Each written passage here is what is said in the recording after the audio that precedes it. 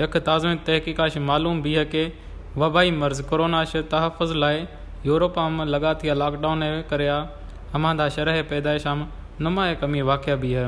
हमारे मगरबी यूरोप दो रस नतज दरा सघूं।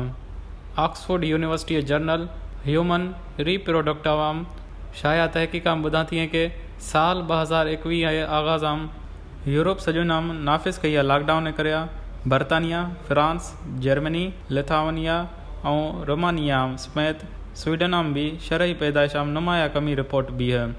तहकीकात ॿुधां थी कि हमें ममालिक शरह पैदाइश हैरान कन तौर सरा बाज़ घटिजी शू है।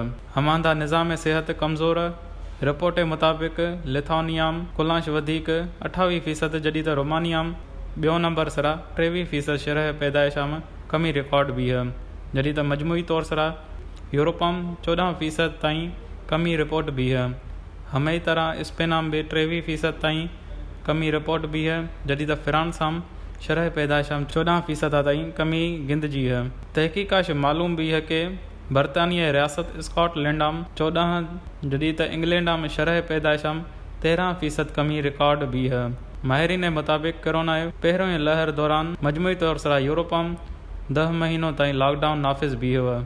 हमारी वजह से हमारा रिकॉर्ड शरह पैदाइश कमी भी हुआ और जॾहिं 2021 छोखी पैदाइश भी हुआ तो माहिरीन हैरान भी शू हुआ।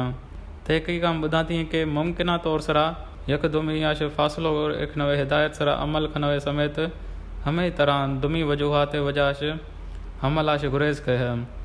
ख्याल रही कि कोरोना आगाज़ माहिरीन सेहत मरदुमार यक दुमी आश 6 फुट ताईं फासलो बरकरार एक नवे मशवरो दाए हुआ, जॾहिं त इब्तदाई तौर सरा कोरोना से मुतलिक काफ़ी सारे गलत मालूमात भी फैलजी हुआ।